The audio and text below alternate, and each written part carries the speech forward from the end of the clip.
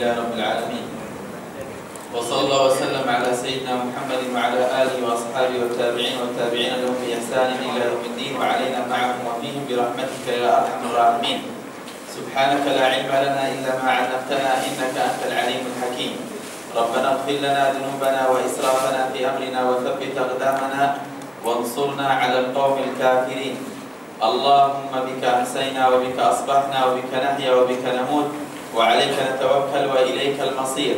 اللهم ما أمسى بنا من نعمة أو بأحد من خلقك فمنك وحدك لا شريك لك فلك الحمد ولك الشكر على ذلك. رضينا بالله ربا وبالإسلام دينا وبسيدنا محمد صلى الله عليه وآله وصحبه وسلم نبيا ورسولا. رضينا بالله ربا وبالإسلام دينا وبسيدنا محمد صلى الله عليه وآله وسلم نبيا ورسولا. رضينا بالله ربا وبالإسلام دينا وبسيدنا محمد صلى الله عليه وآله وصحبه وسلم نبيا ورسولا. نوينا التعلم والتعليم والإفادة والاستفادة والحث على التمسك بكتاب الله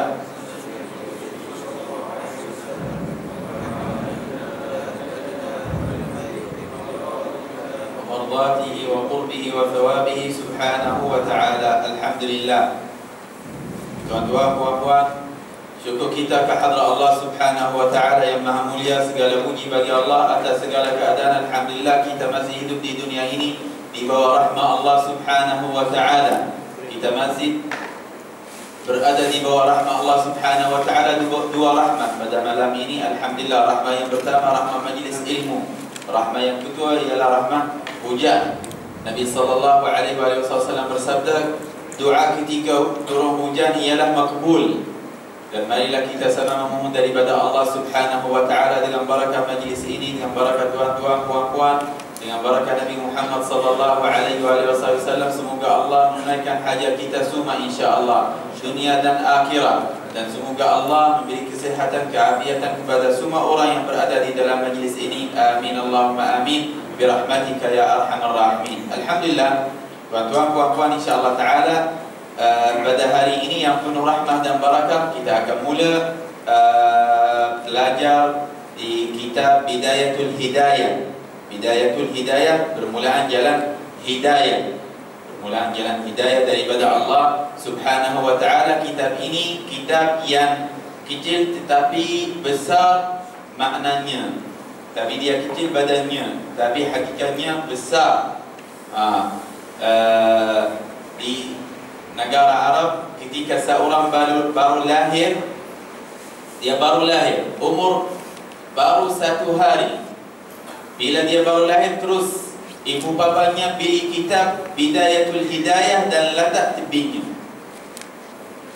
Hari-hari Bidayatul Hidayah ada bersamanya sehingga dia sudah besar. Makna ini kitab yang pertama dia belajar, kitab Bidayatul Hidayah. Baru dia lahir, hari ini lahir, pada waktu petang terus pergi beli kitab Bidayatul Hidayah, beri ke badannya. Dia belum faham, belum tahu, belum akil, tidak ada kepahaman baginya. Tapi niat mereka, niat ibu babanya, semoga Allah menjadikan dia orang yang mempunyai sifat-sifat Bidayatul Hidayah, dan semoga Allah menjadikan dia orang yang mempunyai ilmu yang berada di dalam kitab Bidayatul Hidayah. Dan bila ada hari jadi seorang di sana, hadiah yang pertama kitab Bidayatul Hidayah. Kitab Bidayatul Hidayah. Kalau nak beri hadiah kepada seorang, khususnya jika umurnya masih muda, masih kecil, terus beri kepadanya kitab Bidayatul Hidayah, hadiah. Baik, insya-Allah. Tapi sebelum kita mula, insya-Allah taala seorang baca, nanti Ustaz syarah insya-Allah taala. Kita mula daripada muka surah 13. Saya baca muka 3. Bismillah. Muka surah 13, muka 5.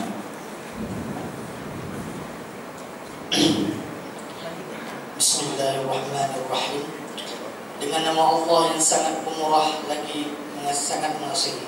Segala puji bagi Allah sebenar-benar pujian. Salawat dan salam tercurah kepada sebaik-baik makhluknya, penghulu kita Nabi Muhammad SAW, dan juga kepada keluarga dan para sahabatnya dan pengikut-pengikutnya. Ketahuilah wahai saudaraku yang sangat berminat dan mempunyai perhatian dalam mencari ilmu, yang telah menunjukkan cita-cita yang tinggi dan rasa sangat dahaga terhadap ilmu pengetahuan. Seandainya engkau berniat dengan mencari ilmu ini untuk berlomba-lomba dan mendapatkan kemegahan dan terkemuka di kalangan kawan-kawan, dan untuk menarik perhatian orang ramai terhadap dirimu dan menghimpunkan akan kekayaan dunia, maka sebenarnya engkau telah berusaha menghancurkan agamamu dan membinasakan dirimu sendiri dan menjual akhiratmu untuk mendapat harta dunia. Maka penjualanmu adalah rugi dan perniagaanmu porak-poranda, dan guru yang mengajarmu adalah dikira menolongmu dalam membuat maksiat, dan ia juga akan merasakan kerugian. Ketika ini guru yang mengajarmu itu laksana seorang yang menjual pedang kepada perompak, seperti sabda Rasulullah SAW. Artinya, siapa yang menolong orang lain melakukan sesuatu maksiat walaupun hanya dengan setengah kalimat, maka orang itu dikira berkongsi di dalam melakukan maksiat tersebut. Baik, insyaAllah, subhanallah. 2 minggu sudah kita sudah mula dengan terjemah Al-Imam Al-Ghazali, Muhammad bin Muhammad Al-Ghazali, dan kita sudah tahu siapakah itu Imam Al-Ghazali. Imam Al-Ghazali Muhammad bin Muhammad Al-Ghazali, ada riwayat lain Al-Ghazali atas Zai Sabdu. Itu orang lahir pada tahun 54. Lahir bila? Yang ada minggu sudah 540. Ini satu riwayat. Riwayat lain 541. Satu riwayat lain 541. Dan Al-Ghazali nama keluarganya merujuk kepada kampungnya. Kampungnya Ghazal. Nama kampung Imam Ghazali Ghazal. Nama dia Al-Ghazali. Macam Muhammad bin Muhammad Al-Malizi. Makna Al-Malizi nama negaranya. Nama negaranya Malaysia. Dia Al-Ghazali, nama kampungnya Al-Ghazali. Dan 2 minggu sudah Ustaz sudah baca sanadnya daripada gurunya sampai kepada Al-Imam Al-Ghazali. Tapi sekali lagi, sebab semua orang hari ini ada kitab. InsyaAllah bila habis saya janji semua orang yang punya kitab, InsyaAllah beri sana kepada mereka. Karena ini sudah ada ikatan dengan Al-Imam Al-Ghazali. Tapi kalau tidak ada kitab, tidak ada sanad. Kalau tidak ada kitab, tidak ada sanad. Alhamdulillah, saya sudah belajar dan membaca kitab Bidayatul Hidayah kepada guru saya Habib Muhammad bin Abdul Sulaiman Al-Ahdal rahimahullah ta'ala. Dan beliau ambil sana kitab itu daripada Al-Imam Muhammad As-Siddiq Al-Ghimari, Mufti Makkah. Dan beliau dapat sana kitab Bidayatul Hidayah daripada Abu Hafs Amr bin Hamdan. Dan beliau dapat sana kitab Bidayatul Hidayah daripada Muhammad Mahfuz bin Abdullah Turmusi. Dan beliau dapat sananya daripada Abu Bakr bin Sayyid Muhammad Syadha. Beliau daripada Ahmad bin Zaini Dahlan. Beliau daripada Uthman bin Hasan Ad-Dimyati. Dan beliau daripada Abdullah Syargawi. Dan beliau daripada Muhammad bin Salim Al-Hafani. Dan beliau an Imam Al-Badiri. Beliau daripada Al-Imam Mulla Ibrahim Al-Kawrani. Dan beliau daripada Syekh Muhammad bin Syarif. Dan beliau daripada Al-Faqih Ali bin Muhammad Al-Hakami. Beliau daripada Al-Imam Syihab Ahmad bin Hajar Al-Haytami. Dan beliau daripada Al-Imam Al-Qadhi Zakaria. Dan beliau daripada Al-Imam Al-Hafidh Ibn Hajar. Daripada Abi Ishaq Al-Tanuhi. Dan beliau daripada Al-Imam Al-Taqi Sulaiman bin Hamzah. Dan beliau daripada Amr bin Karam Al-Daymuri. Beliau daripada Al-Hafidh Abi Al-Faraj Abdul Khaliq bin Ahmad bin Yusuf. Dan beliau daripada Al-Imam Al-Ghazali. Inilah sanad saya daripada guru saya sampai atau kepada Al-Imam Al-Ghazali. Makna ini kita ada ikatan. Guru daripada guru sampai orang yang menulis kitab Bidayatul Hidayah. Inilah sanad ilmu. Ada orang kata, apakah sanad itu? Ini keturunan. Keturunan belajar macam keturunan nasab. Keturunan nasab. Kalau apa beza? Mungkin seorang minggu sudah, 2 minggu sudah tanya, apa beza antara ilmu dengan sanad dan ilmu tanpa sanad? Baiklah, saya bagi satu contoh dan insya-Allah tuan-tuan puan-puan faham apakah beza antara ilmu dengan sanad dan ilmu tanpa sanad. Kalau kita dapat 2 orang tepi laut ataupun luar masjid ini, tepi jalan, 2 orang masih lahir, baru lahir dalam satu kota. Kita cari-cari siapakah ibu bapa budak ini. Seorang kita tahu siapakah ibu babanya. Bila kita cari-cari ada orang kata, saya lupa letak anak saya tepi jalan, ini anak saya. Kita sudah tahu.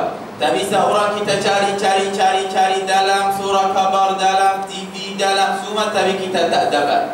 Tak jumpa ibu babanya. Apakah sangka kita terhadap budak itu? Siapakah ibu babanya? Tahu tak? Kita sudah faham. Mesti kita sangka, oh ini anak anak haram wal'iyadzubillah, atau ini anak zina. Tidak ada, kita tak tahu. Ilmu itu pun sama. Belajar kitab Bidayatul Hidayah dengan siapa? Dengan Ustaz Abdullah. Ustaz Abdullah itu dia belajar dengan siapa? Dengan Muhammad bin Sulaiman bin Abdul Sulaiman Al-Ahdal. Orang itu Abdul Dad belajar dengan siapa? Dengan Imam Muhammad Siddiq Al-Ghamrawi. Imam Ghamrawi belajar dengan siapa? Saya nak sanak kamu sampai Imam Ghazali. Karena saya tenang hati. Saya tahu keturunan ilmu kamu bersih. Sebab banyak sekarang dia tak belajar, tak jumpa guru. Hari ini dia orang artis, esok dia sudah bertobat, hari terus dia buat bicara dan kuliah. Belajar dekat mana? Sudah masuk TV, dia sudah buat halakat. Belajar dekat mana? Baru semalam kita nampak dia menyanyi. Tapi dia sudah Masya Allah berubah, sudah nak jadi ustaz, nak jadi guru. Tak. Oh, tak boleh. Mana sana kamu? Belajar dengan siapa? Nak belajar, nak ajar kita Bidayatul Hidayah, baiklah, bagi kita sana kamu. Nak ajar kita Riyadhus Salihin, baiklah.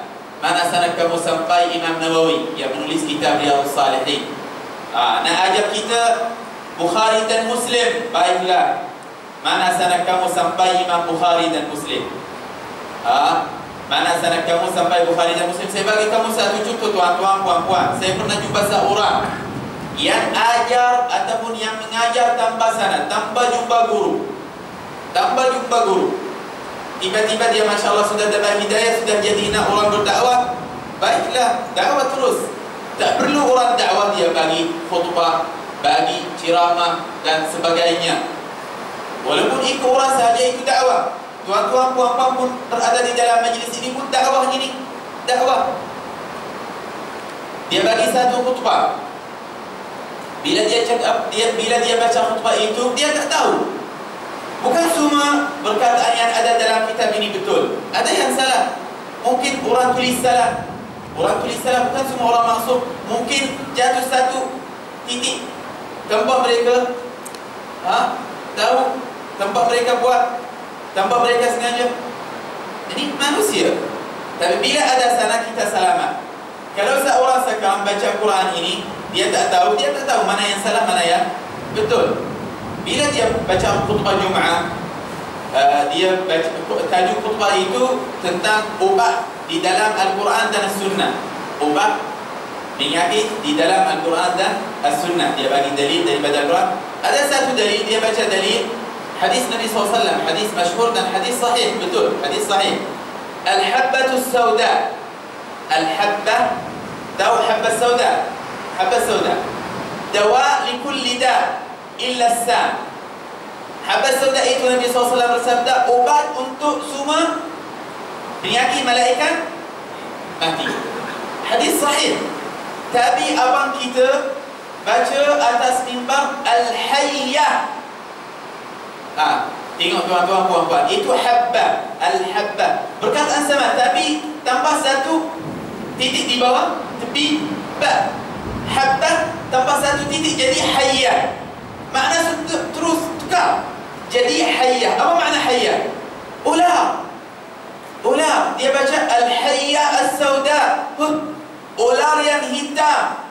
Ubat untuk semua penyakit malaikat mati. Saya terkejut. Orang dengar dengar. Orang tak tahu, awam tak tahu. Saya ada. Dia pun ulang sekali lagi. Tinggallah tuan-tuan, puan-puan, jangan sangka buruk dengan ular itu. Itu makhluk Allah Subhanahu wa ta'ala, dan Allah letak di dalamnya ubat untuk penyakit kita. Kalau dia baca sahaja tidak ada masalah, terusan sangka baik dengan dia. Tapi dia ulang. Al-Hayyah As-Sauda, ular yang hitam, ubat untuk semua penyakit malaikat maut. Ular. Sebab habbat tambah titik sahaja. Sebab dia tidak ada sanad. Ilmu tambah sanad. Lepas khutbah, saya jumpa orang tu. Hari itu saya masih kecil. Tak pakai sepan, tak kecil. Lepas tu jumpa dia, Assalamualaikum tuan, minta maaf tadi tuan baca hadis salah. Dia tengok, dia Masya Allah badan dia besar, yang pun dia Masya Allah badan dia mungkin macam saya 2-3 kali. Dia tengok orang ramai. Apa?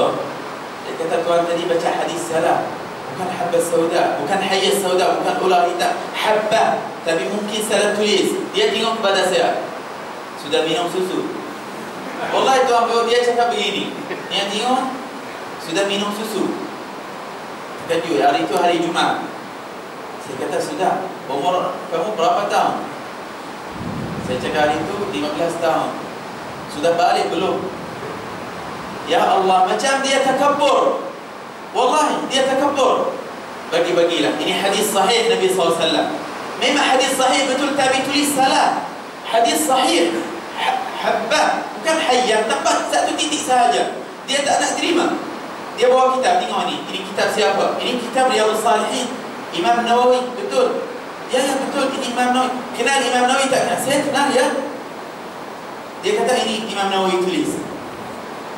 Ya Allah. Sebab tambah sanad.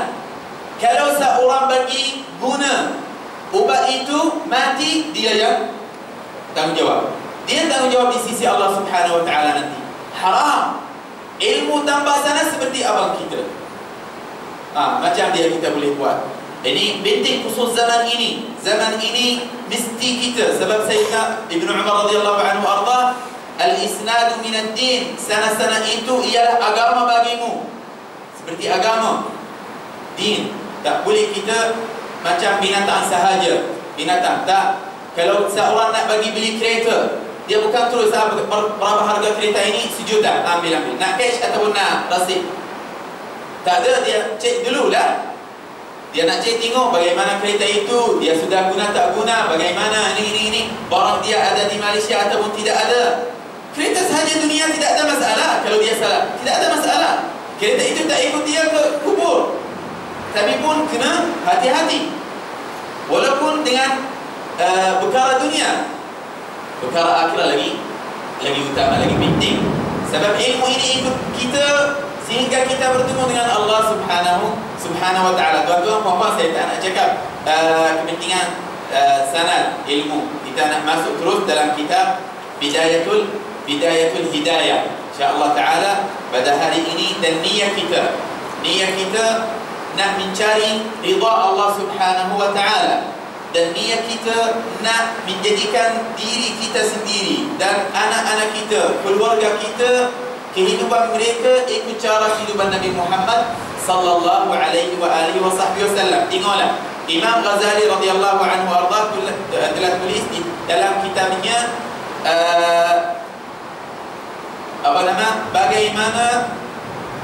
bagaimana seorang jika dia nak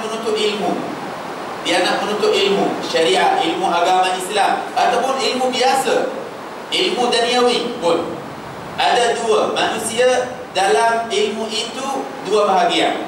Dia kata dengan nama Allah Subhanahu wa ta'ala. Dan kenapa dia bermula dengan nama Allah Subhanahu wa ta'ala? Kenapa beliau tak bermula dengan Alhamdulillah, segala puji bagi Allah? Dia terus bermula dengan Bismillahirrahmanirrahim, dengan nama Allah Subhanahu wa ta'ala. Sebab beliau nak ikut cara Al-Quran Al-Karim dan hadis Nabi Muhammad sallallahu alaihi wasallam. Seperti mana Rasulullah SAW bersabda, kullu kullu amrin, setiap sesuatu la yubda'u biha bi bismillahirrahmanirrahim fahuwa aqta'. Semua sesuatu yang tidak mula dengan nama Allah Subhanahu wa taala, maka sesungguhnya sesuatu itu terputus daripada barakah Allah Subhanahu wa taala. Tak ada barakah. Nak mula apa-apa, nak tulis buku, mulalah dengan bismillahirrahmanirrahim. Nak masuk rumah, mula dengan bismillahirrahmanirrahim. Barakah. Kullu amrin, setiap sesuatu, la yubda'u fihi, tidak mula dengannya dengan bismillahirrahmanirrahim, maka sesungguhnya dia maqtu'ul barakah, terputus daripada barakah Allah Subhanahu wa taala. Masuk ke rumah, bacalah bismillahirrahmanirrahim, dapat satu dinding ataupun jadi satu dinding antara kamu dan syaitan. Nak masuk tandas, bacalah bismillahirrahmanirrahim. Nak buka baju, bacalah bismillahirrahmanirrahim. Nak masuk surau ini, bismillahirrahmanirrahim. Nak mandi, bismillahirrahmanirrahim. Jika seorang masuk tandas pun sunnah, bismillahirrahmanirrahim. Bismillahirrahmanirrahim itu tuan-tuan, puan-puan rahimakumullah subhanahu wa ta'ala, satu perkara yang sangat penting untuk kita, yang menjauhkan kita daripada mata-mata segala syaitan, semua syaitan. Nabi sallallahu alaihi wasallam pernah pada satu hari dengan para sahabat, Nabi sallallahu alaihi wasallam telah berkata kepada mereka, inna ahadakum idza ta'arra min thiyabihi ra'ahu syaitan. Sesungguhnya seorang daripada kalangan kamu, ketika dia nak buka baju, nak buka auratnya, maka sesungguhnya syaitan itu melihat kepadanya. Semua sahabat rasa takut, kejut. Ya Rasulullah, wahai Rasulullah, bagaimana? Syaitan tengok kita. Jika ada seorang kata, ya Rasulullah, jika seorang daripada kalangan kita bertemu dengan isterinya, jumpa isterinya, syaitan itu tengok kepada dia. Nabi SAW kata, ya Udwi, bila seorang dengan isterinya, Masya Allah, kosong daripada atas sampai bawah, syaitan tengok. Nabi SAW berkata, Allah berfirman dalam Al-Quran, innahu yarakum, dalam surah Al-Baqarah, innahu yarakum, sesungguhnya dia, ganti nama rujuk kepada syaitan, yarakum, dia melihat kamu, min haitsu la tarawnahum, daripada tempat yang kamu tak nampak mereka. Di dunia, syaitan, jin itu melihat kita, kita tak lihat mereka. Pada hari kiamat terbalik, kita boleh lihat mereka, mereka tak boleh lihat kita. Kita jadi jin, bukan jin betul, kita punya sifat jin. Ada seorang dia takut, dia kata, ya Rasulullah, bagaimana? Malulah, malu tengok polis seorang buka ni depan orang. Manusia, kita saudara, manusia dia malu. Tapi ada berapa orang syaitan itu hari-hari tengok dia, hari-hari dia tahu apa yang zahir dan batin. Bagaimana? Ada seorang bertanya, ya Rasulullah, bagaimana kita menjauhkan dia daripada aurat kita? Nabi sallallahu alaihi wasallam menjawab, inna ahadakum idza qala bismika Allahumma kanat lahu hijaban minasyaitan. Allahu akbar. Allahumma salli ala Rasulullah. Tuan-tuan, puan-puan, Rasulullah sudah ajar kita semua sesuatu. Nabi sallallahu alaihi wasallam jawab, inna ahadakum, sesungguhnya seorang daripada kalangan kamu, jika dia ucap bismika Allahumma, jika dia ucap bismika Allahumma, bismillah itu menjadikan hijab antara syaitan dan dia. Syaitan tak boleh nampak dia. Nak masuk mandi, hati-hati, syaitan tengok kamu, Masya Allah. Tak perlu tutup pintu kalau tak baca bismillahirrahmanirrahim. Memang syaitan tengok. Nak jumpa isteri, suami jumpa isteri, bacalah bismikallahumma. Jadi hijab, jadi pakaian, jadi pakaian. Bismikallahumma. Nak masuk tandas, nak mandi, ada seorang dia kata, ya Rasulullah, kalau kita lupa sebelum masuk tandas, kita lupa baca bismillahirrahmanirrahim, Nabi SAW kata, bacalah di dalam hati, bacalah di dalam hatimu bismikallahumma. Barakah. Jadi pakaian, syaitan tak boleh nampak, tak boleh tengok. Ajar anak-anakmu, sebelum dia nak pakaian, baca bismillahirrahmanirrahim. Adik, kalau kamu baca bismillahirrahmanirrahim, syaitan tak boleh nampak aurat kamu. Tak boleh macam manusia. Manusia tak boleh tengok kepada aurat kamu, jin pun tak boleh tengok kepada aurat kamu. Bismikallahumma. Bismikallahumma, zikir ini khusus untuk buka aurat. Jika seorang nak buka orangnya nak mandi, nak apa-apa, kena baca Bismillahirrahmanirrahim, jadi sebagai hijab. Hijab. Syaitan tengok, cari, tengok dia. Tak boleh. Stroke kat 1, 2, 3 tak ada lah, habis. Tak boleh tengok. Baik. Ini semua sesuatu Nabi SAW. Kullu amrin, setiap sesuatu yang tidak mula dengan Bismillahirrahmanirrahim, maka sesungguhnya sesuatu itu tampak barakah. Tidak ada barakah. Sebab Imam Ghazali bila nak tulis kitab ini, dia tulis dengan nama Allah. Bismillah, dan dengan nama Allah yang sangat pemurah lagi, sangat Alhamdulillah. Inna rahmatallah, Allah berfirman, Inna rahmatallah qaribun minal mu'minin. Sesungguhnya rahmat Allah dan kasih sayang daripada Allah sangat dekat daripada orang yang beriman. Sangat dekat. Bismillahirrahmanirrahim. Bismillahirrahmanirrahim. Dan Ustaz sudah syarah apakah makna Bismillahirrahmanirrahim, apa makna Allah, apa makna Ar-Rahim. Kenapa perkataan Allah asalnya daripada 3 huruf, alif dan lam, lam, ha. Sedangkan alif dan lam dan ha huruf yang paling ringan, kan tebal. Sedangkan nama Allah, nama yang mulia, yang besar, yang tebal. Tapi Allah menggunakan hurufnya dengan huruf yang nipis, yang ringan. Kenapa? Apakah hikmah? Apakah rahsianya? Kenapa Allah tak guna huruf kha? Kha itu huruf yang mulia. Kenapa Allah tak guna huruf da? Huruf da itu huruf yang mulia. Ketua segala huruf da. Ketua segala huruf ialah harf da. Sebab semua jamaah, setiap jamaah mesti ada ketua. Satu keluarga mesti ada ketua.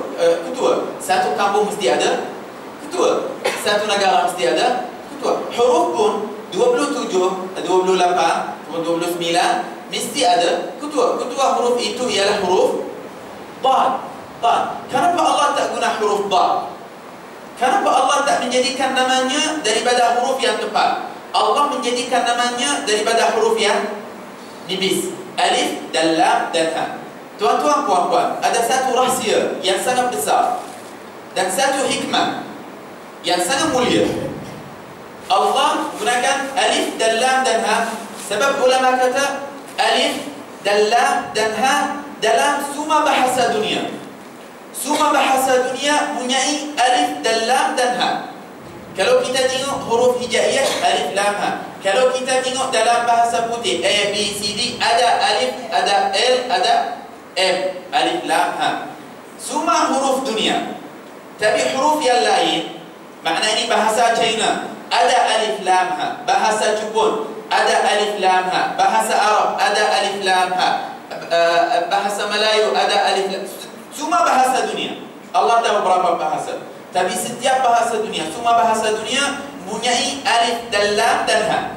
Tapi huruf yang lain macam dad, contoh dad. Dad ada di dalam bahasa Arab, tapi bahasa lain tidak ada. Bahasa lain tidak ada. Tapi mungkin bahasa putih pun ada yang dekat dengannya. Makna ini kadang-kadang dia ada di bahasa ini, tapi bahasa yang lain dia tidak ada. Tapi alif lam ha dalam semua bahasa ada. Maknanya semua manusia boleh sebut nama Allah. Semua manusia boleh sebut. Senang nak sebut nama Allah Subhanahu wa ta'ala. Tengoklah, kalau seorang baru nak masuk Islam, kalau bacalah asyhadu ashhadu abhad, susah sikit. Allah Allah ilaha illallah Allah terus sebut. Sebab huruf itu di dalam bahasanya pun ada macamnya. Maknanya senang dia sebut nama Allah Subhanahu wa ta'ala. Sebab Allah itu Tuhan semua makhluknya.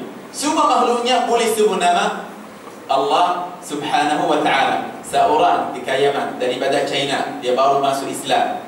Bila dia masuk Islam, dia nak mengaji dengan saya. Habib Umar suruh saya ajar dia surah Al-Fatihah. Saya dengan dia Bismillahirrahmanirrahim seminggu lebih, sehingga dia baru boleh sebut Bismillahirrahmanirrahim. Tapi bila dia sebut Allah, Masya Allah, terus Allah, kadang-kadang dia Allah, suka Allah. Dia kata, oh ini senang kalau nak sebut. Kalau semua huruf macam Dia tak tahu pun siapakah itu Allah. Tapi dia suka perkataan ini. Dia kata senang sebut perkataan ini. Mudah hurufnya. Sebab dalam bahasanya pun sebab ada alif, lam, ha. Senang sebut nama Allah Subhanahu wa taala. Inilah rahsia nama Allah Subhanahu wa taala. Baiklah. Imam Al-Ghazali radhiyallahu anhu arda memberi salat dan salam atas Nabi Muhammad sallallahu alaihi wasallam kerana apa? Seorang bermula amalannya dengan bismillahirrahmanirrahim dan salawat atas Nabi Muhammad sallallahu alaihi wasallam. Sunnah 3 perkara. Bagi orang yang nak buat satu ilmu ataupun nak tulis satu kitab, orang yang nak tulis kitab ataupun nak baca doa, orang yang nak tulis kitab, nak baca doa dan nak buat sesuatu untuk manusia, dapat faedah ataupun manfaat daripada sesuatu itu, kena ada 3 syarat. Kalau dia nak Allah menerima amalannya, kalau dia nak Allah menerima kitabnya, zikirnya, kerjanya, kena ada 3 syarat. Ulama kata kalau dia buat 3 syarat yang disebut, insya-Allah mudah-mudahan Allah menerima amalan dia yang dia buat. Syarat yang pertama, ulama kata bermulalah dengan bismillahirrahmanirrahim. Ini yang pertama. Dan salawat atas Nabi Muhammad sallallahu alaihi wasallam. Yang pertama, mulalah dengan bismillahirrahmanirrahim dan salawat atas Nabi Muhammad sallallahu alaihi wasallam. Kemudian buat apa yang kamu nak. Tulis kitab amma ba'd. Kemudian amma ba'd, tulis kitab yang kamu nak ataupun mula kerja kamu ataupun baca zikir yang kamu nak. Syarat yang terakhir, menutupkan kerja kamu ataupun buatan kamu dengan salawat atas Nabi Muhammad sallallahu alaihi wasallam. Mula dengan bismillah dan salawat dan menutup dengan salawat atas Nabi Muhammad sallallahu alaihi wasallam. Sebab Nabi sallallahu alaihi wasallam bersabda, "Innallaha yastahi an yarudda ma baina as-salatain." Ma baina as-salah alaihi. Jika seorang bermula dengan salawat atas Nabi Muhammad SAW dan dia menutup amalannya dengan salawat atas Nabi Muhammad SAW, Nabi SAW bersabda, "Innallaha yastahi," sesungguhnya Allah malu jika dia tak terima apa yang ada antara salawat atasku. Allah malu. Sebab salawat atas, kenapa ulama kata ada 3 syarat bagi orang yang nak buat sesuatu? Bismillah dan salat, bermula dan salat akhirnya. Kenapa? Sebab Nabi sallallahu alaihi wasallam dan semua ulama ahli sunnah wal jamaah telah berkata, "Inna salata 'ala Nabi Muhammad sallallahu alaihi wasallam maqbulatun la turad." Satu ibadah yang Allah tak boleh tolakkan dia. Apakah ibadah itu? Salawat atas Nabi Muhammad sallallahu alaihi wasallam. A'maluna bainal qabuli wa radduha illa salat 'ala Nabi Muhammad. Segala amalan kita antara kabul dan tolak. Kita tak tahu. Jika ada khusyuk, Allah terima. Tidak ada khusyuk, tidak ada ikhlas, Allah tak terima. Segala amalan kita antara kabul dan antara terima dan tak terima. Malaikat, Imam Syafi'i berkata, malaikat salawat atas Nabi Muhammad sallallahu alaihi wasallam, fa innaha maqbulah, maka sesungguhnya dia diterima oleh Allah Subhanahu wa taala 100%. Maqbulah. Dan ibadah yang tak perlu wudu, ibadah yang tak perlu niat, satu ibadah, salawat atas Nabi Muhammad sallallahu alaihi wasallam. Kalau kita nak buat salat, kena wudu, ambil samaya awal. Kemudian ada berapa rukun, berapa syarat salat, rukun salat. Malaikat salat atas Nabi salawat atas Nabi Muhammad sallallahu alaihi wasallam itu satu ibadah. Satu ibadah yang tak perlu niat dan tak perlu samaya. Bila-bila salawat. Dan juga pastikan diterima oleh Allah Subhanahu wa taala. Maknanya kalau kita mula dengan salawat dan menutup dengan salawat, tak boleh. Allah malu terima salawat kita yang pertama dan salawat yang terakhir, tinggal apa yang antaranya. Muslihat. Makna ini bermula amalan kamu dengan salat dan menutup amalan kamu dengan salat, Allah menerima semua. Walaupun di antaranya tak ada ikhlas, tak ada khusyuk, tak apa, Allah terima kerana apa? Salawat atas Nabi Muhammad sallallahu alaihi wasallam. Baiklah. So, Imam Ghazali bermula pun dengan salawat atas Nabi Muhammad sallallahu alaihi wasallam, dan juga kepada keluarga Nabi Muhammad sallallahu alaihi wasallam dan para sahabat Nabi Muhammad sallallahu alaihi wasallam. Amma ba'd. Apa amma ba'd? Nanti bayar kemudian. Al-Hijrah 20 kan? Ada orang nak tanya? Ada orang cakap nak tanya? Ambil dulu. Saya dengar suara. Ada orang nak tanya? Baik, amma ba'd. Apa amma ba'd? Apa makna amma ba'd? Amma ba'd, kemudian selepas solat atas Nabi Muhammad sallallahu alaihi wasallam, selepas bismillahirrahmanirrahim, ketahuilah wahai saudaraku, tengoklah, alhamdulillah, maknanya kita sudah jadi saudara kepada Imam Al-Ghazali rahimahullah subhanahu wa ta'ala, sebab sunnah dalam sunnah Nabi Muhammad sallallahu alaihi wasallam, jika ini antara adab-adab bercakap dengan orang nak cakap dengan orang lain, orang besar nak cakap dengan orang kecil, budak cakap dengan ibu babanya dan sebagainya. Ada berapa cara? Maknanya tak boleh panggil seorang yang namanya terus fulan, Muhammad. Tapi sunnah panggil dia dengan ya akhi, wahai saudaraku. Dalam bahasa Arab, kalau seorang nak hormat seorang lain, dia panggil dia dengan wahai saudaraku. Tengok Imam Ghazali radhiyallahu anhu arda, sebab Imam Ghazali tak perlu, kalau seorang guru ataupun seorang ustaz, tak perlu dia panggil anak muridnya dengan wahai saudaraku, tak perlu. Ataupun ibu bapa kalau dia nak panggil anak-anaknya, tak perlu guna saudaraku, boleh guna nama terus, tak ada masalah. Tapi kenapa Imam Ghazali dalam kitabnya dia tulis wahai saudaraku, tak tulis i'lam ayyuhal murid, ketahuilah wahai anak murid, dia tulis wahai saudaraku. Tengoklah, sebab dia tengok kepada masa yang banyak yang akan datang. Maknanya dia tulis wahai saudaraku, dia kata aku tak tahu siapa yang bangun kitab ini, ada orang yang lagi besar daripada saya. Tengok bagaimana sangkaan dia.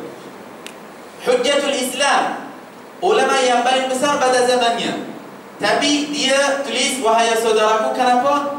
Untuk orang yang akan datang. Dia kata mungkin yang akan datang lagi hebat daripada saya, dia mungkin bukan anak murid saya. Wahai saudaraku, aku hormat kepadanya walaupun dia belum lahir, walaupun dia tulis kitab ini untuk anak-anak muridnya. Bila anak-anak murid dia minta daripada beliau nasihat sebelum dia wafat, anak-anak muridnya minta nasihat dan wasiat, dan dia tulis kitab ini, kitab Bidayatul Hidayah kepada mereka. Tapi dia ikut cara untuk orang yang lagi besar daripadanya. Ketahuilah wahai saudaraku yang sangat berminta, mempunyai perhatian. Maknanya kita betul nak belajar, bukan sahaja nak belajar, tapi di dalam hati kita ada sebagai semangat. Nak apa? Nak ridha Allah subhanahu wa ta'ala. Imam Ghazali kata, kalau kamu nak belajar dalam kitab ini yang pertama, in kunta taqsudu bil ilmi munafasa. Sebab semua orang di dunia ini yang menuntut ilmu tidak ada beza, tuan-tuan, puan-puan, antara ilmu duniawi ataupun ilmu akhrawi, ilmu akhirat, tidak ada beza. Semua manusia terhadap ilmu itu dua bahagian. Orang yang Imam Ghazali kata tahris bil ilmi munafasa. Baik, in kunta taqsudu bil ilmi, jika seorang dia menuntut ilmu itu bukan lillahi ta'ala. Ini orang yang pertama. Makna ini dua niat. Kadang-kadang niat itu bukan lillahi ta'ala. Niat yang kedua lillahi ta'ala. Kenapa kamu datang ke sini? Nak belajar ilmu. Kenapa belajar ilmu? Saya malu, orang kata saya tak bagi ke masjid, saya tak bagi ke surah. Hati-hati. Ini bukan lillahi ta'ala. Untuk manusia, orang kata saya tak bagi ke masjid, bagilah kerana Allah subhanahu wa ta'ala. Ataupun dia belajar ilmu mubahah, rasa bangga bila jumpa kawan-kawan dia. Ataupun dia hantar anak dia ke sekolah hafazan, nak dia hafaz Al-Quran. Kenapa dia hantar dia ke sekolah? Makcik, kenapa anak kamu belajar dekat sekolah hafazan, nak habis Quran? Ya, sebab anak kawan saya hafiz. Selalu bila dia jumpa saya, dia kata, oh anak saya hafiz, anak kamu tak hafiz. Saya jadi hafiz macam anak dia. Ini bukan niyyah lillahi ta'ala. Hati-hati. Sebab Nabi SAW bersabda dalam hadis sahih riwayat Imam Bukhari dan Muslim, innamal a'malu binniyat. Habis. Sesungguhnya setiap amalan dengan niat. Dengan niat. Apa makna dengan niat? Ulama kata al-niyah madiyah. Apa al-niyah madiyah? Niat itu ialah asas, seperti asas. Macam asas. Asas itu kuat, yang atasnya jangan risau atasnya. Jangan risau. Al-niyah madiyah. Niat itu ikut asas kamu. Apa yang kamu nak? Nak lillahi ta'ala, jadi lillahi ta'ala. Nak buat bisnis itu lillahi ta'ala. Nak apa? Saya nak cari rezeki yang halal. Dan saya nak infak kepada keluarga saya, isteri saya, anak-anak saya. Nak tolong keluarga saya, nak tolong anak miskin. Asas kuat. Mesti Allah mudahkan segala urusan kamu, kerja kamu, dunia dan akhirat. Jangan risau. Jika seorang nak kahwin, seorang dia lelaki dengan perempuan, dia cari perempuan, tapi perempuan itu biasa, tak ada duit, tak cantik, tak ada apa-apa pun. Dia kata, kalau tak ada muka tak apa, ada harta. Kalau muka dia tak cantik, boleh cari yang ada harta. Tak apa, hartanya cantik. Kalau tidak ada harta, tak apa, cari muka yang cantik. Maknanya ada sesuatu yang boleh tarik mata saya. Tapi kalau tak ada harta, tak ada muka, tak ada apa-apa, nak apa daripadanya? Tapi dia baik, salihah. Dia salihah. Tapi dia tak nak. Niat dia rosak. Tiba-tiba dia dapat perempuan yang Masya Allah kaya pun cantik. Dua-dua dapat. Tapi 2 hari, 3 hari Masya Allah. Masya Allah. Betul. Bulan yang pertama memang bulan madu, Masya Allah. Tapi bulan 3, 4 bulan durian, bukan madu. Habis. Duri betul. Dia pijak atas duri. Dia sudah lari. Dia cari masjid yang ada iktikaf lama. Nak beriktikaf. Sebab macam-macam ada masalah. Sebab niat dia rosak.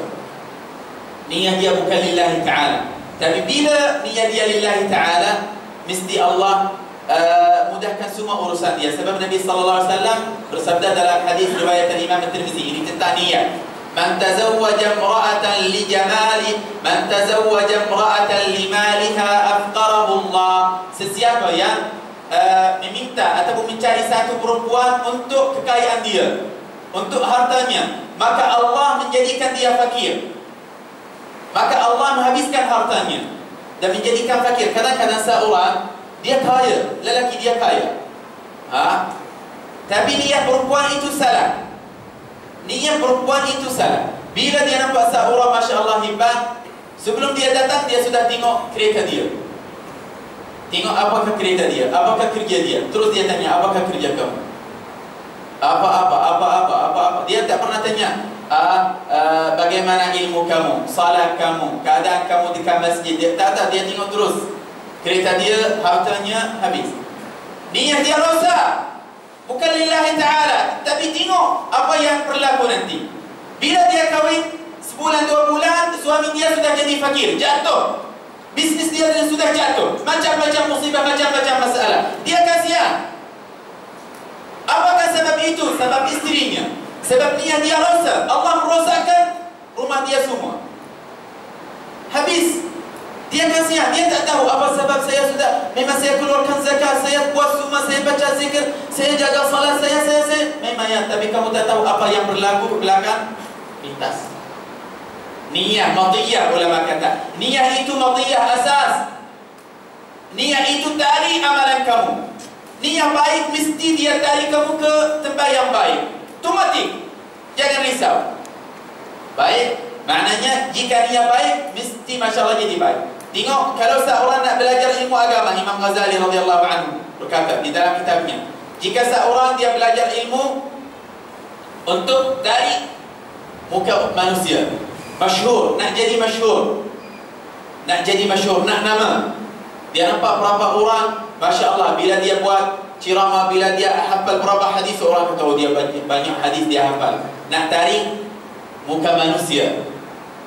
Tengoklah, Allah Subhanahu wa taala berfirman di dalam Al-Quran, Al-akhsari hal unabbi'ukum bil akhsarina a'mala. Orang yang paling rugi pada hari kiamat, orang yang buat sesuatu di dunia kerana manusia. Orang yang paling rugi pada hari kiamat, orang yang buat sesuatu kerana manusia. Dia pun nak makan, nak pergi restoran untuk manusia. Dia cari restoran yang mahal, yang bergaya, yang bila orang nampak saya nak apa daripada manusia? Nak apa daripada mereka? Buatlah semua kerana Allah Subhanahu wa taala ataupun kerana dirimu sendiri. Apa yang kamu suka buat? Apa yang kamu suka buat? Manusia itu tak boleh tambah satu lahir di dalam umur kamu. Satu hari. Manusia itu tak boleh tambah satu saat, satu minit. Kalau umur kamu sudah habis, mereka tak boleh kasih kamu satu minit sahaja.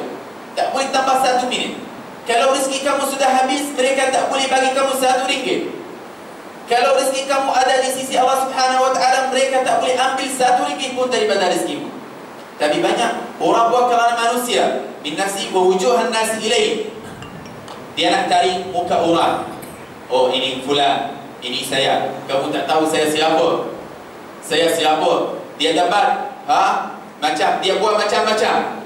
Nak tahu-tahu. Kalau dia tak ustaz, saya ustaz fulan. Saya Tan Sri fulan. Saya kadang-kadang dia tulis sini pun. Tan Sri fulan. Bagaimana kalau dia sudah jadi menteri? Tulis sini.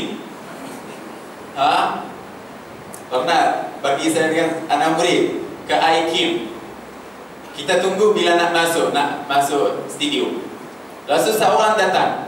Kita salam dia pun nak masuk IKIM. Dia ada iklan orang bisnis.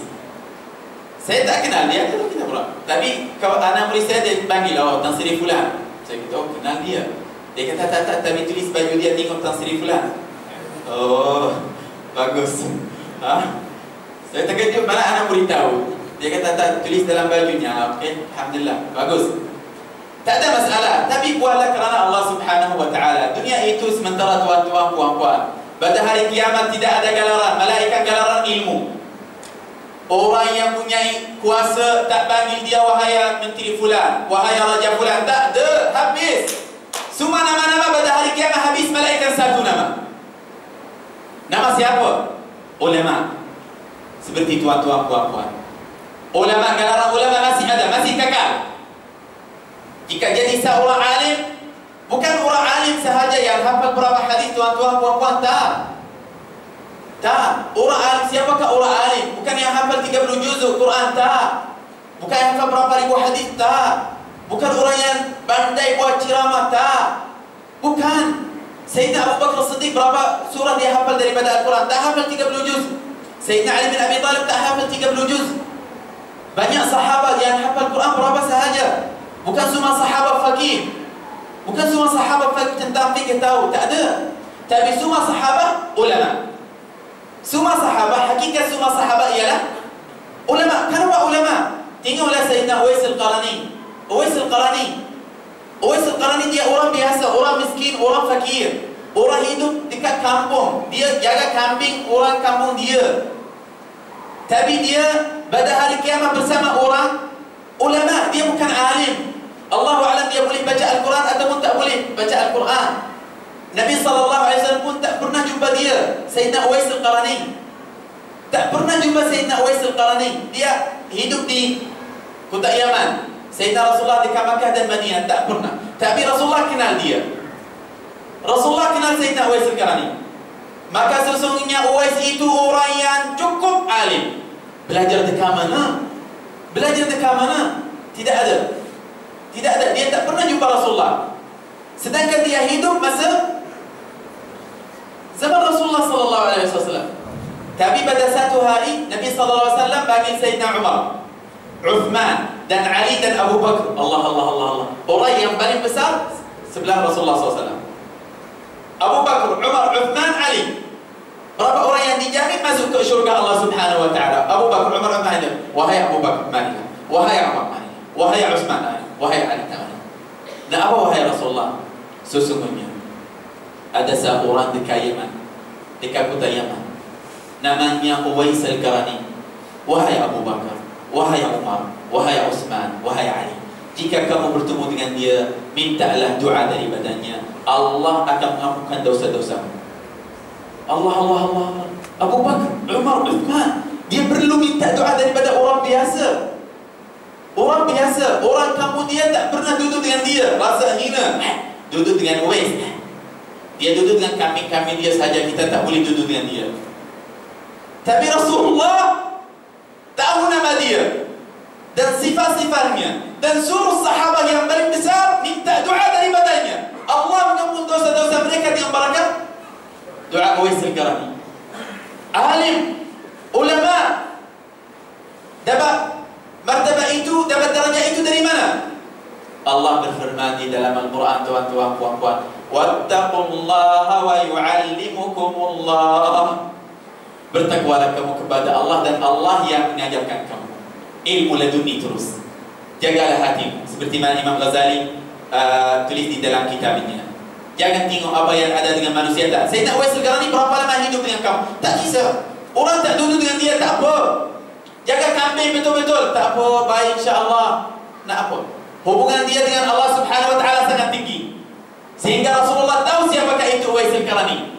Dan Rasulullah suruh Abu Bakar, Umar, Uthman, sahabat yang paling besar, bagilah jumpa Uwais Al-Qarani. Kenapa? Hubungan dia baik dengan Allah Subhanahu wa taala. Sekarang di mana Uwais Al-Qarani? Habis. Mana orang yang hidup dengan Uwais Al-Qarani zaman itu? Habis. Tapi nama Uwais Al-Qarani sampai sekarang kita sebut namanya. Jika seorang sebut nama Uwais lillahi ta'ala, dapat pahala. Dapat pahala. Ulama. Tapi maknanya dia dengan Allah Subhanahu wa taala. Tuan-tuan, puan-puan, maknanya bukan orang alim yang hafal banyak ilmu. Kalau macam ni, orang alim yang hafal banyak ilmu, iblis, alim, ulama, masya-Allah. Iblis dia punya masya-Allah banyak ilmu yang manusia tak punya ilmu itu. Iblis. Tapi dia tidak ada akhlak, tidak ada adab, tidak ada muamalah baik dengan hamba Allah Subhanahu wa taala. Orang alim itu orang yang sentiasa rasa takut kepada Allah Subhanahu wa taala. Inilah orang alim. Inilah orang alim. Macam tuan-tuan, puan-puan. Kalau tuan-tuan, puan-puan tak takut kepada Allah, tak rasa malu terhadap Allah, tak boleh datang ke majlis ilmu ini. Kita semua datang ke majlis ilmu sebab kita takut daripada Allah. Kita takut daripada api neraka. Kita takut bila kita seorang-seorang di dalam kubur kita. Kita nak seorang yang sentiasa dengan kita. Kita nak kubur kita penuh cahaya daripada cahaya Allah Subhanahu wa taala. Inilah cahaya kubur kita, tuan-tuan, puan-puan. Ilmu yang kita belajar di dalam majlis ini. Amalan kita yang kita buat sekarang di dalam majlis ini. Cahaya. Ini galaran yang kekal, dunia dan akhirat. Kadang-kadang orang biasa di dunia, dia tak ada apa-apa. Dia pun tak pandai baca Al-Quran. Tak pandai baca Al-Quran. Tak tahu. Kalau saya tanya dia berapa rukun-rukun salat, dia tak tahu. Bacalah surah Al-Fatihah, dia pun tak pandai. Malu. Sebab dia tak pandai. Tapi pada hari kiamat, Allah umumkan dia bersama para ulama dan anbiya. Bagaimana? Di dunia kita nampak dia orang biasa, tak ada apa-apa. Orang berniaga ataupun orang biasa atau sebagainya. Tapi pada hari kiamat, nama dia bersama para ulama. Kenapa? Sebab dia takut kepada Allah Subhanahu wa taala. Orang yang takut kepada Allah Subhanahu wa taala ialah orang alim. Pada hari kiamat ada orang alim. Kita kenal dia di dunia, ada ulama yang cukup hebat, pandai, lidah dia masya-Allah. Tapi pada hari kiamat, dia nampak dia bersama Qarun, bersama Fir'aun, bersama Haman wal iyad billah taala. Hei, ustaz, ini ustaz yang ajar kita di dunia. Nak pergi mana? Kenapa kamu duduk dengan Fir'aun, dengan Haman? Tak, kamu tak tahu, tuan-tuan. Kita tak tahu apa yang ada di dalam hati manusia. Kadang-kadang seorang duduk atas kursi ini, dia tak rasa, dia bukan niat dia lillahi ta'ala wal iyad billah. Semoga Allah selamatkan dia daripada perkara ini, insya-Allah. Kadang-kadang duduk atas kursi ini, niat dia, Tengok, orang nampak saya pandai, hebat, ilmu saya bukan lillahi ta'ala. Tapi pada hari kiamat, mungkin di dunia ini semua orang cium tangan dia. Sebab kita bermuamalah dengan apa yang kita nampak, apa zahirnya. Cium tangan dia, hormat dia. Tapi pada hari kiamat dia bersama Fir'aun wa Haman wal-'iyazubillah. Sebab niat dia. Bukan alim. Bukan alim. Orang yang tak rasa takut kepada Allah Subhanahu wa ta'ala bukan alim. Orang yang walaupun dia punya ilmu banyak, walaupun dia hafal berapa juz, berapa ribu hadis, tapi hatinya niat dia bukan lillahi ta'ala, bukan alim. Kalau seorang tak hafal pun satu hadis, tak pandai baca Al-Quran, tapi dia rasa takut kepada Allah, maka sesungguhnya dia orang alim. Dia orang alim. Ini yang penting, takut kepada Allah, kepada Allah Subhanahu wa ta'ala. Sebab Allah Subhanahu wa ta'ala berfirman di dalam Al-Quran, innama yakhshallaha min ibadihi al-ulama. Inilah dalil kita. Innama, sesungguhnya orang yang rasa takut kepada Allah Subhanahu wa ta'ala ialah orang alim. Orang yang rasa takut kepada Allah Subhanahu wa ta'ala ialah orang alim. Maknanya bila seorang nak belajar ilmu duniawi ataupun akhrawi, tidak ada beza tuan-tuan puan-puan. Kalau seorang nak hantar anak dia hantar anak dia belajar keluar negara. Oh, anak saya belajar di luar, rasa bangga dan nak. Anak saya belajar dekat Amerika. Apa? Dulu orang kafir, orang Yahudi rasa bangga bila anak mereka dapat masuk ke negara Islam. Tapi sekarang sudah terbalik. Oh, anak saya belajar dekat Amerika, Masya Allah, baiklah. Tahniah. Nak apa daripadanya? Belajar dekat. Nak apa daripada manusia? Dia nak nama orang. Kadang-kadang dia kaya, tapi anak dia belajar di sini. Saya tak nak kamu belajar sini. Anak dia nak belajar sini. Ayah, saya nak duduk sini. Saya sayang ayah dan mak. Tak boleh bagi jauh. Tak ada. Nanti orang cakap tak boleh hantar anaknya ke luar. Duit banyak tapi dia tak boleh hantar. Allah. Nak apa daripada manusia? Nak apa daripada manusia? Nanti bila anak dia pergi ke sana tak berjaya. Tak berjaya. Disebabkan ayahnya. Walaupun anaknya Masya Allah pandai, tapi dengan niat anak ayah dia, dengan niat ayahnya, dia tak berjaya. Kalah. Tak berjaya. Tapi kalau niat dia lillahi ta'ala betul, pergi mana-mana, pergi Espanya, Amerika, surga, jin, syaitan, pergi mana-mana, tidak ada masalah. Tapi lillahi ta'ala. Kalau lillahi ta'ala jangan risau. Jangan risau walaupun anak kamu macam batu ini. Walaupun batu tak tahu apa-apa pun, mesti Allah buka akhirnya. Mesti Allah akan buka hatinya untuk niat kamu. Sebab niat kamu baik lillahi ta'ala, jangan risau. Asas kuat, jangan risau. Innamal a'malu binniyat. Innamal a'malu binniyat. Dia hantar anak dia, kenapa hantar anak kamu keluar? Tak nak dia jadi pandai, ilmu banyak, nanti dia bila balik ke sini dia insyaAllah berjaya, nanti dia tolong orang, nanti dia tolong negara dia niat baik lillahi ta'ala. Mesti Allah menjagakan anak kamu sehingga habis umur dunia insyaAllah Subhanahu wa ta'ala. Maknanya orang yang buat macam ni, dia nak belajar ilmu duniawi ataupun ilmu akhrawi. Ilmu akhrawi. Isya sudah masuk. Sorry, nampak. Baik, ini niat yang pertama. Orang di dunia ini bila buat kerja atau bila menuntut ilmu, dua bahagian. Orang yang pertama, niat dia lillahi, niat bukan lillahi ta'ala, ini tak boleh berjaya dunia dan akhirat. Kalau dia berjaya di dunia, maknanya dia gagal pada hari kiamat. Dan orang yang menolong dia, walaupun gurunya, kalau gurunya ajar ilmu yang bukan lillahi ta'ala, dia pun dapat dosa seperti anak muridnya. Bila anak muridnya ajar orang lain, seperti mana Rasulullah SAW bersabda, man a'ana ala ma'siyatin walau bi syatri kalimah kana syarikan lahu fiha. Ini siapa yang menolong orang lain lakukan maksiat, dia pun dapat dosa seperti dosa orang lain. Sebab Allah berfirman di dalam Al-Quran, wa ta'awanu 'alal birri wat taqwa. Tolong menolong atas kebaikan. Tolong menolong atas kebaikan. Wala ta'awanu 'alal ithmi wal 'udwan. Mudah-mudahan insya-Allah semoga Allah menjauhkan kita daripada segala niat yang tak baik insya-Allah, dan semoga Allah menjauhkan kita daripada segala bala penyakit, segala musibah dunia dan akhirat, dan semoga Allah menjadikan kita sentiasa rasa takut kepada Allah Subhanahu wa ta'ala, sentiasa rasa khusyuk dalam hadrat Allah Subhanahu wa taala. Dan semoga Allah menjauhkan kita, anak-anak kita, sahabat kita, jiran kita, muslimin dan muslimat daripada segala dunia, musibah, fitnah, bala penyakit dunia dan akhirat berahmatika ya arhamar rahimin. Dan semoga Allah melihara anak kita, zuriat kita daripada semua perkara yang Allah tak suka. Amin Allahumma amin birahmatika ya arhamar rahimin. Allahumma inna da'unaka kama amartana fastajib lana kama wa'adtana innaka la tukhliful mi'ad. Dan kita memohon daripada Allah Subhanahu wa taala dengan barakah majlis ini, dengan barakah Imam Al-Ghazali, semoga Allah menjauhkan tuan-tuan, puan-puan yang berada di dalam majlis ini daripada segala fitnah, daripada segala sesuatu yang tak baik, yang Allah tahunya tak baik insya-Allah. Dan semoga Allah menaikkan hajat tuan-tuan, puan-puan dunia dan akhirat. Dan semoga Allah memberi kepada tuan-tuan, puan-puan umur yang panjang dengan sihat dan afiat, sehingga kita boleh menolong dakwah Nabi Muhammad SAW, sehingga kita boleh belajar dan mengajar ilmu syariat Nabi Muhammad SAW. Dan semoga Allah menjadikan kita semua daripada kalangan orang alim dunia dan akhirat. Amin Allahumma amin. Rabbana atina fid dunya hasanah wa fil akhirati hasanatan wa qina adzaban nar. Subhana rabbika rabbil izzati amma yasifun wa salamun alal mursalin alhamdulillahi rabbil alamin. Dan minta maaf tuan-tuan, puan-puan, silam Quran salam. Wassalamualaikum warahmatullahi taala wabarakatuh.